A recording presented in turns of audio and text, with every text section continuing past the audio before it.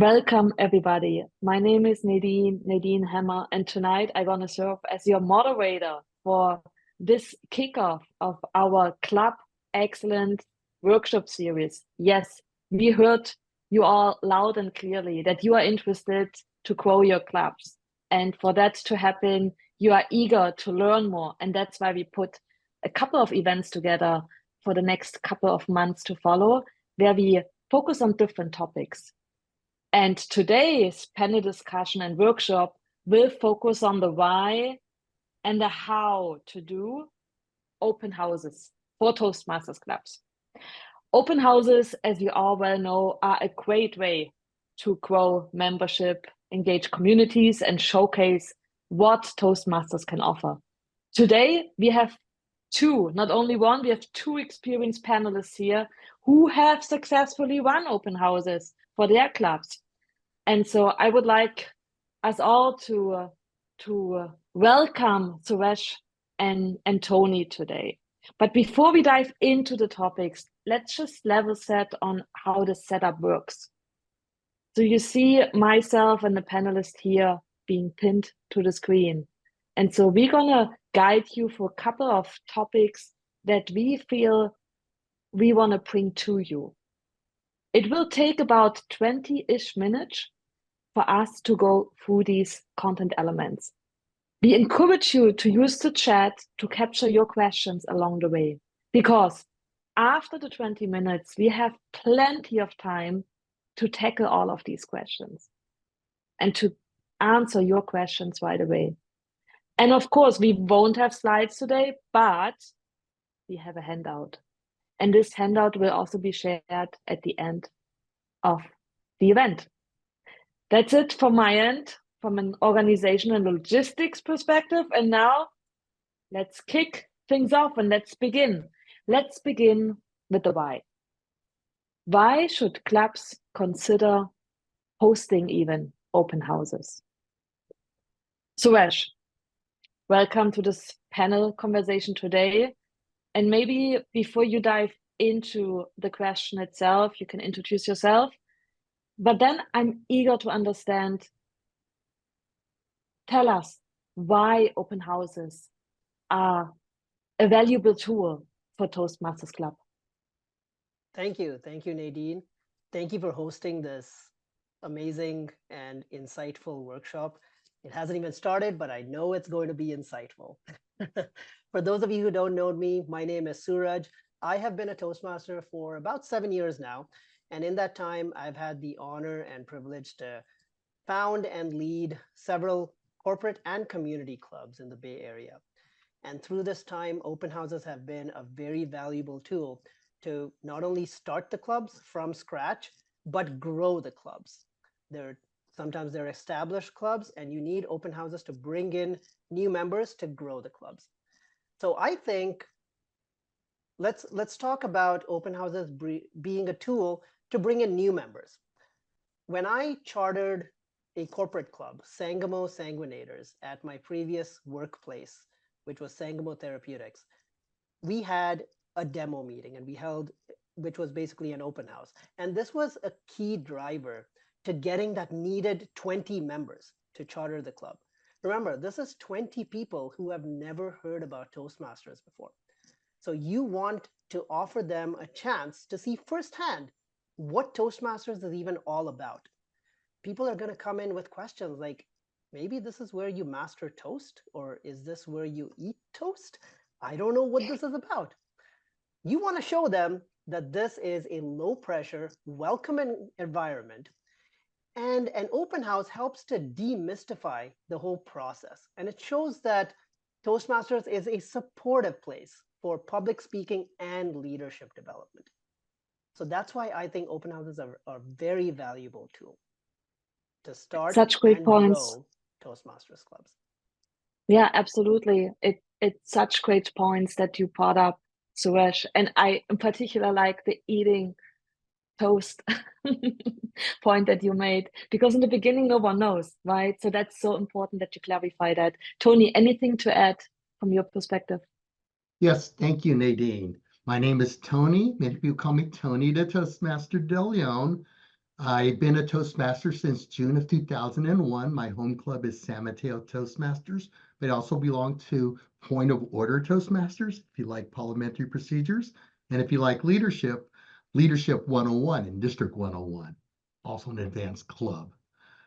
Past district governor, and I've been in Nadine's shoes. Back then they called it Club Growth Director.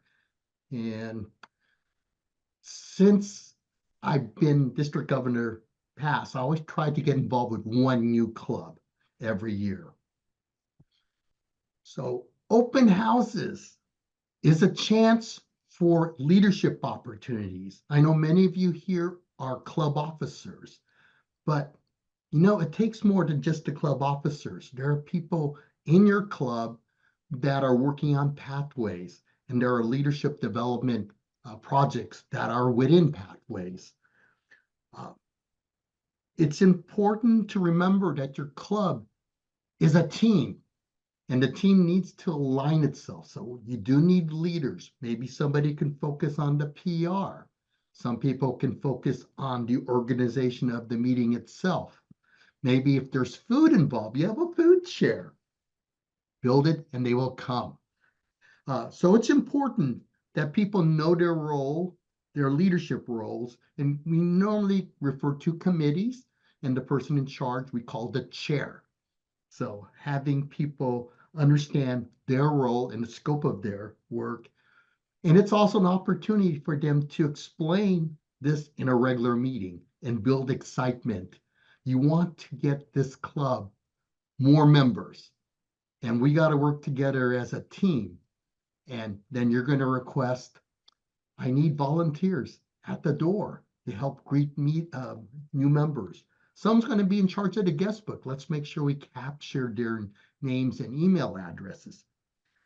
But this is a great way to re-energize the club and focus on something positive. And we all want positive growth for our clubs. And Toastmasters, what a great thing to sell. I believe in the program, and I think everyone in the club is a believer. So it's easy once we're all focused on the task at hand. Back to you, Nadine. So just to sum it up, Tony and Suresh, what I've heard you saying is it sounds like open houses do not only help attract new members, but also strengthen the engagement within the club itself. So it solves for two basically opportunities, which is great. We talked about the why. Let's now move into the how, I'd say. So what does it take to plan and run a successful open house? Not a open house, a successful. Tony, I would like to start with you for this question. What are some first steps a club should take when planning an open house? Yes, thank you. It's important that the club sets up clear goals. Most clubs are looking for new members, but maybe your club has a new venue that it wants to show off. Or it's time to celebrate a milestone for your club. So it's a chance for your club to show itself off, normally with the goal to grow new members. The Distinguished Club Plan for a club asks for a growth of 4 new members plus 4 new members. And how are you going to do that? It won't work unless you have visitors coming to your club. So probably the first thing you would do is come up with a timetable, right? Pick a date. Maybe it's a milestone, but 4 to 6 weeks in advance. So there's time to promote the event, get people excited about the event, have the proper chairs in place so they can ask other members to help out. Maybe make PR posters, invite family and friends to this meeting. Nobody should be excluded from your network to make this successful. I also want to point out that District 4 has a website, and there is a open house section. I'll put the link at the very end of this meeting because I don't want to lose you. But it has timetables, forms that you can use as a guide to plan your open house. But marketing and getting the word out is really, really what is needed.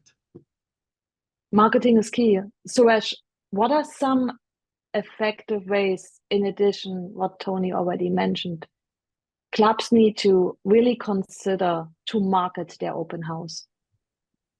Yeah, absolutely. And I really like what Tony just did there with tooting that horn, because that's what you got to do. You got to toot your own horn. You got to show yourself off, promote, promote, promote. There's not enough ways you can put yourself out there and your club out there. So for that, social media is of course a very powerful tool for promotion. Clubs can now create events on Facebook. You can post on LinkedIn. Please create your own LinkedIn page, post on there actively, share updates on Instagram. And you can also use physical forums like community bulletin boards or local newsletters and even Meetup. These are great places to advertise. But I always tell people, don't forget about personal invitations and word of mouth, because your most powerful marketing tool, it's right there in your club. It's your members. So please encourage your members to invite their friends, their colleagues, and their family. The marketing effort doesn't have to fall on one person in the club. You can distribute the load amongst all your members. Because think about it, if every member just brought in one guest, you would have already doubled your attendance. That's amazing, right? And that's what you want for an open house. And now for corporate clubs, this is what I did. I recommend engaging your HR early on in the process and leverage the tools that they have at their disposal, like the company intranet or digital displays in the office, as well as possibly getting their buy-in on incentivizing membership. Maybe the company is willing to cover membership costs, or maybe Toastmasters participation can be part of a professional development plan at work. And these are things that you can advertise at the corporate club open house to attract employees in. So overall, I'd say the key to marketing is just consistent, engaging communication across multiple platforms. Back to you, Nadine. It sounds so easy. You're just getting started early, you have your flyers in place, and all the people are interested, they are aware, and then they show up. Do I need to get scared? I don't think so, right? But what should an actual event then look like? Because then we need to deliver, right? So Tony, I want to start with you. Can you walk us potentially through a structure of a successful open house? Sure. I just want to roll back a little bit on what Suraj has mentioned. The social media, maybe I'm not so good at it, but maybe someone in your club is strong at it. So realize that you have resources within your club. See who's making those posts, and they will help get those guests into your door. So the day comes, it's time for the open house. What we have to make sure is that people can find the room you're having the open house in. Or if you're doing it on Zoom, make sure the link is very clear and is delivered right before the meeting starts, so you don't have to look through your email. I like having greeters at the door, so you could wave people in. Maybe you have your banner for your club back there that can attract even a walk-in person, if you were in a well-trafficked area. It's also important to capture people's names, create name tags. No strangers are in the room. Maybe a little brief on what to expect if they're there a little bit early. Also find that many people that come early want to get involved. Oh, can help set up a chair, can help pass out an agenda. Get them involved. And they're already taking the first step in wanting to be a club member. So a typical open house is a chance to showcase what a regular meeting looks like. It doesn't have to be a full-length meeting. You want to give people a taste of what Toastmasters is like. And you're likely to attract people that have been Toastmasters and they want to rekindle their memory, or someone that's never done Toastmasters. So it's important to have well-spoken Toastmasters explaining their roles. So the Toastmaster saying, I'm the MC, I am the director of tonight's play, something that people can relate to and have a nice introduction for yourself and what you're about to see. Of course, the Toastmaster roles such as timer, odd counters are all hallmarks of Toastmasters, and people should understand those roles.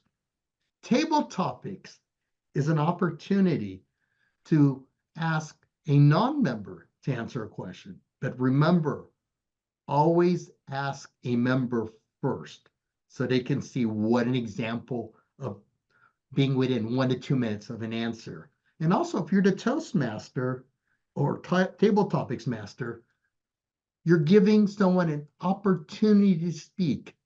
Don't say, who's going to be my next victim, and give them a very hard question to answer.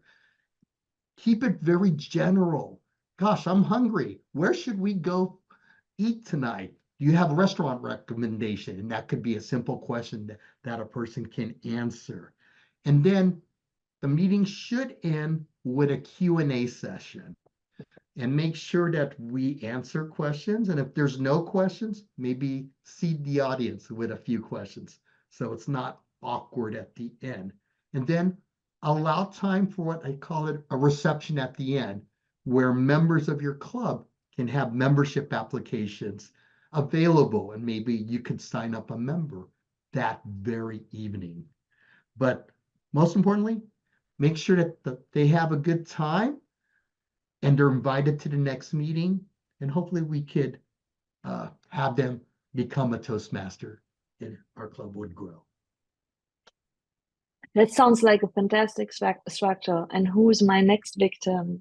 No, don't say that. Is it Suraj? No, just kidding. But I really like the item that you brought up around really, yeah, watching your language, right? What you're using. But I guess structure is not everything, because I've seen the best structures of meetings, of workshops, and then all of a sudden everything was falling apart on the day of the event because the technology was not playing along or whatsoever. So Suraj, what are some tips ensuring that you really have the open house, kind of running smoothly on the day of the event, and no one needs to be scared or anything? It's all just fine. Right. No one needs to feel like a victim on the day off, right? Sticking with that theme. So I'd say preparation beforehand is everything. And Tony brought up some fantastic preparation tips, right? You want to have greeters, you want to have your materials, you want to have all your roles assigned well in advance. And you want to make sure that everyone filling those roles knows their part. Because the last thing you want to be doing at an open house is scrambling to fill roles at the last minute, or even running way over time after the meeting. Because remember, you are providing that first taste, right? And you want members to have a quality first taste and come back for more and become members. So you want to deliver that fantastic first experience and first impression for your guests. So it's really important to have your guests be made comfortable, have them feel comfortable. Hand them brochures, hand them membership forms, just have this all ready to hand out. And of course, if you're running this virtually over Zoom, then you want to make sure your technology works, right? So definitely, in terms of preparation, log in maybe a half hour before, test the audio, test the video, test the waiting room, make sure people aren't locked out of the meeting, test any screen sharing if you're going to be showing slides. So test all this out before the open house arrives. So all your technology is working smoothly, the room is functioning well, and your guests have a quality experience. Yeah, that makes so much sense. And we definitely did our homework. We logged in 15 minutes, not half an hour, but 15 minutes to rush in before the call. No, such easy things to consider.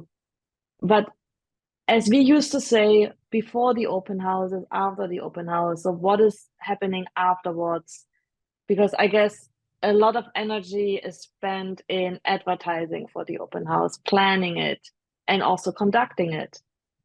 But how should clubs, and Tony, maybe that's a question for you, how should clubs follow up with guests to encourage them to join? I guess that's a tricky point and part for a lot of clubs, that they recruited, they got all these guests, and then it's difficult to keep them, right? Isn't it, Tony? It can be. You know, the event that we spent so much time planning for often goes by so quickly, and people are out the door and we never hear from them again. Before they leave the door, I think it's still really important that we get their email address, even phone number. Some people like text, so we can follow up with a personal thank you letter. Having an email go out within 24 to 48 hours while the memory is still fresh in their mind. And if you could think of a moment, for example, if a guest answered a table topics question and gave us a great recommendation for a restaurant, you can say, hey, I want to try that restaurant that you mentioned. So it shows that we remember. And, you know, we have officers to help out with that. I'm a club secretary in 2 clubs, so I like to capture what you missed at a meeting. So if I hear a fun joke, I think it's also nice to share an example of what meeting minutes would look like for a longer meeting, so they could see what the format is for a regular meeting. And of course, ask them if they want to be part of that. And of course, have an attachment or a link to your membership page and your website. Make sure that they can come back anytime, preferably sooner than later. So we can also add them to our mailing list. That's excellent advice, Tony. A warm, personalized follow-up can truly make a difference in converting a guest into a member. Yeah, that was fantastic. Thank you so much, Suresh and Tony, again for sharing all of your insights and your experience and giving us some advice. So we covered, I feel, a lot today about the why and the how to do an open house. So now I would love to open it up for questions from the audience. And you can either use the chat, or since it's only a couple of people, you feel also free to go off mute, and I gonna help moderating the conversation a little bit. And yeah, so are there any questions from the audience? If not, I also have 2 questions prepared for you, if we prefer that. But maybe there are some questions. Please use the raise your hand feature. You See, can. Roselia has a question. Roselia, yeah, please go ahead, Roselia. All right, thank you. All right, so one of my clubs recently had an open house, and we did a lot of planning, preparation. We spoke with HR to promote it and turn it into the corporate club. But corporate-wise, it's hard to get people in the door for an open house. Do you recommend changing the date that you normally meet for an open house to see if that'll bring in more attention? Or do you feel like that might be deceptive to the guests? Such a wonderful question, Roselia. And so maybe I would love for Suresh to take it first, and then Tony, if you might want to add something. Suresh, yeah, I'd be happy to take this one. At my last corporate club, our typical meeting day was a Friday, and Friday at noon, right?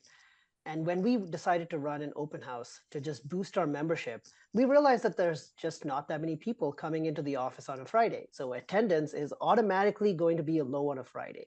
So you don't necessarily have to box yourself into your club meeting time. You can pick a special day to run the club when you think attendance is going to be at its maximum.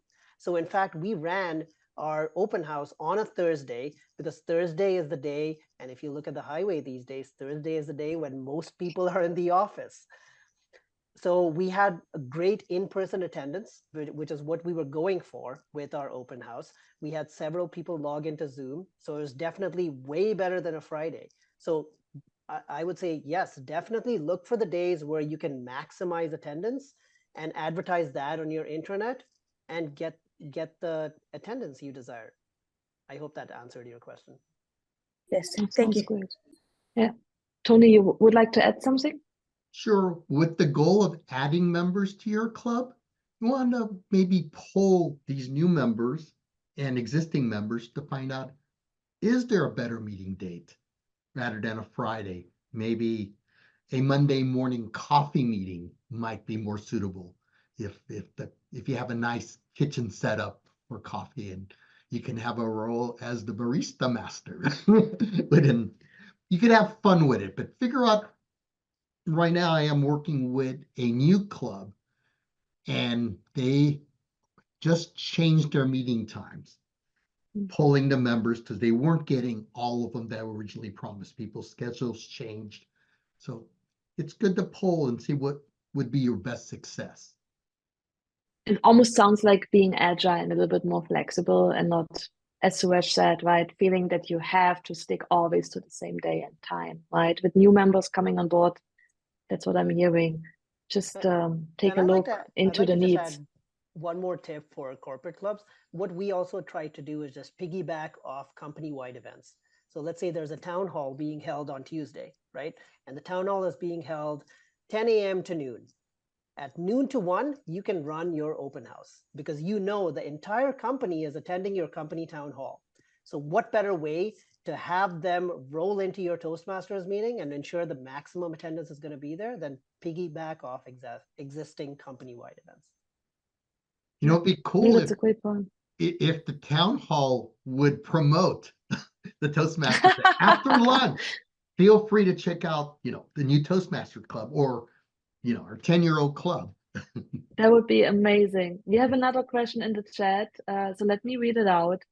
When you changed the day for the open house to maximize attendance, did you actually get any new members? For example, people who were willing to meet on your normal day? And this question was submitted by Philip. So who would like to start? Tony, is this something where you would like to give it a go? And then Suresh can add? Well, San Mateo Toastmasters has always met on a Tuesday, and we didn't change our day. Unfortunately, many other clubs meet on Tuesdays as well. My Point of Order club meets on the third Tuesday, so we were able to get enough members that agreed that Tuesday was the day to come. So we didn't change. Yeah. Suresh, did you ever have been in the situation where you felt, you know what, we need to change that up? Yeah, and this is pointing to exactly what I had mentioned, is that our regular club meeting date was on Fridays at noon, and we held our open house on Thursday. So at the open house, we made it really clear that we are holding this open house on this date to maximize attendance here because we know everyone's on site, everyone's in the office, but our regular meeting date is a Friday. And the open houses are ultimately about giving guests a taste of what they're going to experience at a Toastmasters meeting. And if they like what they taste, they're going to come back for the full meal. And the full meal is on the Friday. So they're going to come and eat the whole meal on Friday. And yes, to answer your question, we did have several guests come over, enjoy the whole meal on Friday. So that definitely helped. The open house is just about giving them a taste, not locking them into a meeting time. That makes so much sense. Are there any other questions? I saw that Greg and Naomi, you also put your hands up.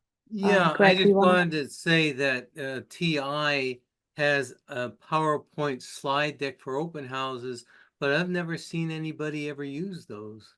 They're just there and they're like, I never see them use that. They always use their own materials. So what is your question, Greg? Yeah, my question is, have you ever seen anybody use the TI PowerPoint slides for open houses? Yeah. Good one. Good one. I can comment on that.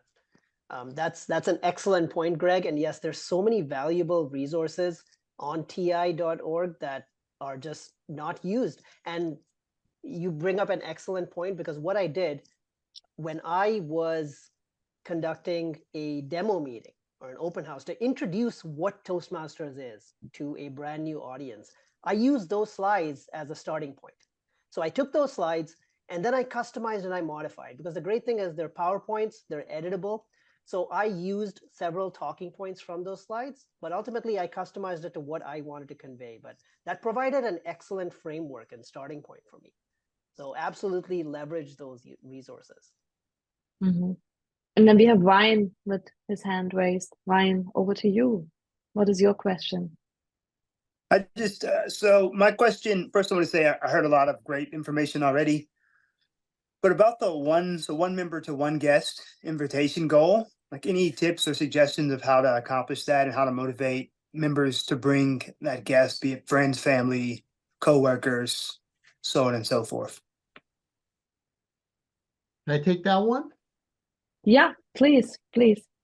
All right, Ryan, you know, all of us have our friends that we never see, right? We're always too busy because we're doing this and we're doing that and we're working. But guess what? I have a steady schedule every Tuesday where I'm at my Toastmasters meeting. Why don't we make it an event that we do at least once or twice a month, that we meet at my Toastmasters meeting? And hopefully that person is impressed with your club and joins your club. And one of my favorite activities is called Post Toasties. Let's go get a beer. Let's go get a burger afterwards. So it could be educational, yet entertaining, and, you know, strengthening that friendship. And in Toastmasters, that one-on-one support. You know, I'm going to give a speech. I'm a little bit nervous. I can use Nadine's friendly face at the next meeting to help keep me motivated. So got to be a little careful sometimes when you offer Toastmasters to somebody. It's like offering somebody a breath mint. Are you telling me that I have bad breath? But try to find a way to make you, you know, to join me in my nervousness and help me feel more at ease. And this is what Toastmasters is all about. Thanks, Tony. And Ryan, that could be a speech that you can give at your next club meeting. Right? I can see the opening. Last one Do we all have a friend that we don't see? Maybe on Facebook, you know, invite, you know, and build upon that.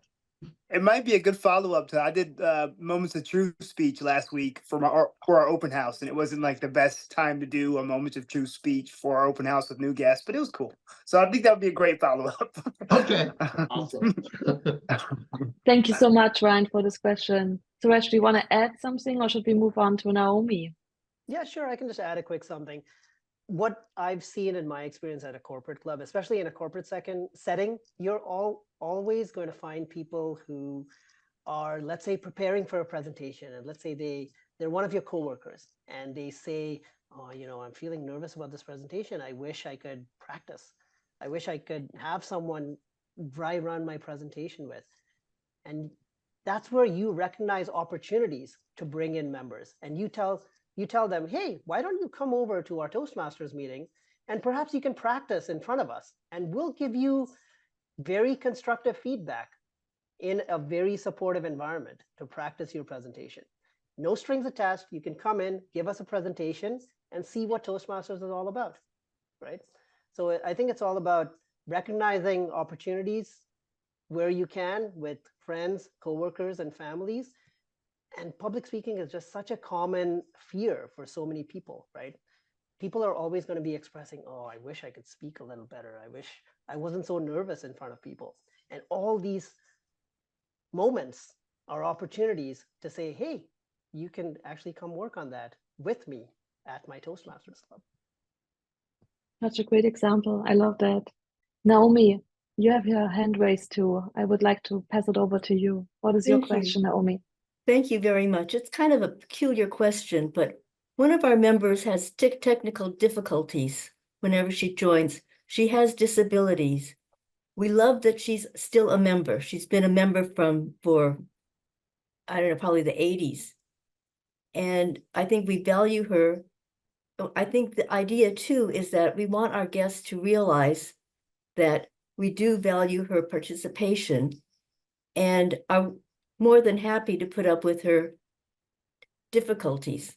Now, what's going on now is she has a speaker and another speaker, and there's quite a bit of feedback. So, things just don't work out well. Do you have any recommendations about how we could handle this? I know Phil is in my club, and he's tried to work with the husband of the person, but it's kind of a difficult situation. It is. And not only for open houses, I feel, Naomi, maybe also for potential regular meetings where you just have guests showing up, right? Right. That really want to explore like a fantastic meeting, and then they face all these hiccups, and then they might not come again because they feel maybe that's not the right environment for me, because they don't really know, themselves how to run a perfect meeting. What can I learn from them, right? That's always the question then. I'm not 100% sure if we can provide an answer today, but maybe I'm looking into Tony's direction, because Tony has supported many clubs being in many difficult situations. Tony, more than happy for you to take that offline if you want to reach out to Naomi afterwards. But if you have a brief first take on that, that's also fine. I leave the decision to you, Tony. What do you think? If the person is close enough and you can make a personal visit and look at their setup, I think that's pretty helpful. And so understanding what they have, they may not understand how they are perceived on the other end. So a little one-on-one coaching might help. So Thank you. Yeah, we've also thought about sending her speakers or headphones. okay, but and I have trouble too sometimes. Is my settings correct? Are both devices reacting the same way? So sometimes you have to go on their computer. And I know on Zoom, there is the ability to go into someone else's computer and play with their settings. But you got to have someone that's really competent and knowing in case the settings get disturbed. But I still, if they're close enough, a visit, I think would help. And we can practice one-on-one. Yeah, we'll try something like that. But I also like the idea of giving a speech about inviting friends to our open house. And that's something that I think I should arrange with the vice president of education of my club. So that was a really good idea. Wonderful. I'm glad you were able to take something away from this session, Naomi. That's great to hear. And then we have Philip, and then I would like to bring us home. Philip, what is your question? I just wanted to add to what Naomi had said about this member, that we could solve most of the problems if there were some way to mute her and to unmute her, because she is unable herself to reliably, go and hit that unmute button. But I haven't found a way in Zoom, where we can actually do that from the host side. We can mute her, but we can't unmute her. The most it'll do is to, send her a notice to please unmute, but that's sort of hopeless. So once we mute her, we've sort of lost her audio for the rest of the meeting. So any ideas from Zoom, would be greatly appreciated. Absolutely. Maybe one small little tip, and I'm more than happy, Philip and Naomi, to really reach out afterwards to give some more tips. But what I've seen as well in such situations, that you record the speech beforehand, so to say, and then this person can still be part of an event and delivering a speech, but the speech is being just shared via the video, and this person is being muted basically for the whole session. But in that way, this person is still contributing to the session, still attending, but you have the pre-recorded, so to say, speech that you can share with the audience, right? But there are so many ways, as Tony mentioned, easy ways, simple ways, and happy to follow up if you want to explore that a little further. Tony and myself are more than happy to sit together and brainstorm a little more on that topic. It's interesting. It's an interesting challenge. I love that. And then Rachel, I was about to wrap up, but maybe that's an important one. So I pass it over one more time to you, and then we wrap up. Oh, is it okay? Yeah, please go ahead. Okay, well, I'm just going to echo what Ryan suggested, that usually the mute feature is controlled or can be controlled by the host. So it depends on what the host sets up in their settings.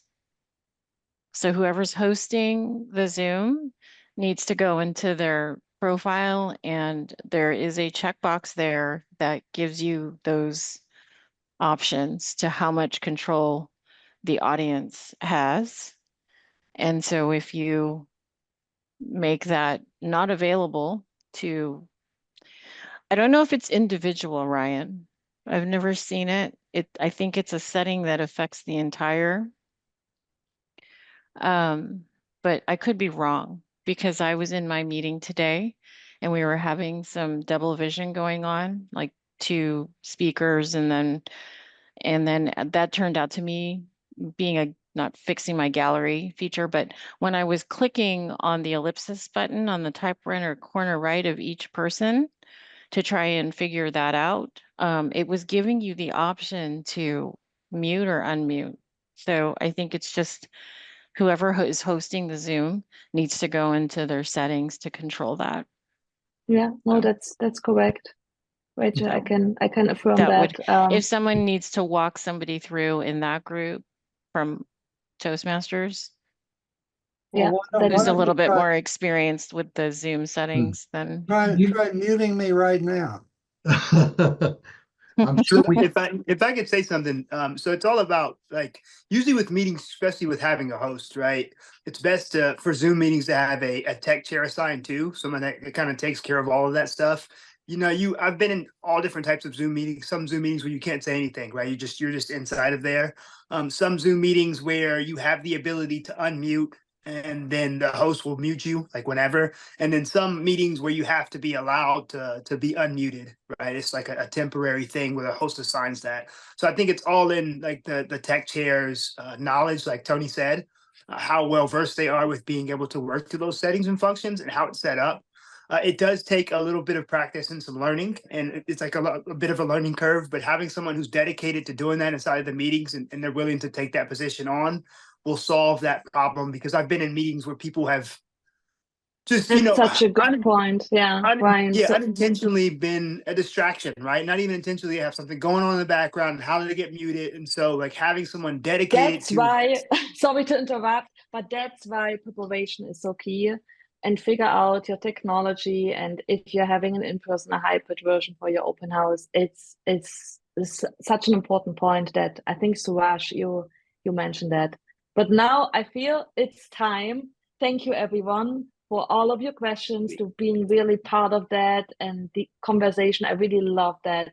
To wrap up, I'd like to ask each panelist one more time to share one final piece of advice for clubs right now, being in this moment, planning an open house. Tony, maybe I start with you. Is this okay? Sure. First impressions, as Suraj mentioned earlier, really, really count. So it's important to create a welcoming environment. No one is ignored. Nadine did a great job welcoming people as they joined our meeting. So just creating that acknowledgement and making people feel comfortable goes such a long, long way. I also put in the chat the d4tm.org open house page. So if you could click on that later on, you could see more ideas for doing an open house. Back to you, Nadine. Thank you. And Suraj, what are your final words of advice? Yeah, my final words at the end of the day, don't be afraid to have fun with it. Show some character, show some energy. Maybe your club has a unique theme or unique selling point. Don't be afraid to show it. Maybe change your background, say open house, right? Have fun with it. Ultimately, inject energy in there, make it memorable. And maybe you just want to introduce your Toastmaster WWE style. Maybe you want to go, please welcome our Toastmaster of the day, Philip Cosby. Have fun with it. Back to you, Nadine. I love the fun element. That's such a wonderful advice too. So thank you so much again, Tony and Suraj, for showing up today and sharing all of your wisdom with us. And thank you to all attendees today here, contributing to the success of this first, excellence club excellence workshop series, why and how to do open houses. We hope you feel more confident in hosting your own open house now and bringing new members in the Toastmasters family. And as I promised, we do have a handout for you. So I'm going to share the link here in the chat, and we're going to add a couple of links following this meeting and also tomorrow morning. So please keep an eye on the updates. This handout will be added as well to our website in the next couple of days. But since you showed up in this meeting, we want to give you some prime access to the handout. And of course, there is another session coming up pretty soon. And let me share my screen with you so that you see where you can find the information. There's another session coming up on October 10th, focusing on sharing settings, managing multiple screens here. So the next session is coming up. This is today. This is today. I need to click through it. Now it's coming. One more click. Solving the corporate club blues, October 10th, 7 to 8. Please join, please register. This is all to be found on our website. And of course, also this other session will be recorded, and we're gonna have everything uploaded on our internal YouTube channel. So for everybody who just listened to this and still has a lot of questions, please don't hesitate to reach out, even though you haven't attended this live event, to reach out to either myself, Nadine Hemmer, to Tony De Leon, or to Suraj. And Suraj, you have to help me with your last name. I'm super sorry. You're muted. Oh, can you hear me now? Yes. Okay, yes. Yeah, my last name is Venkateshwaran. No silent letters, exactly how it's spelled. Okay, thank you so much again. And I see you all, in the future, hopefully. Thank you.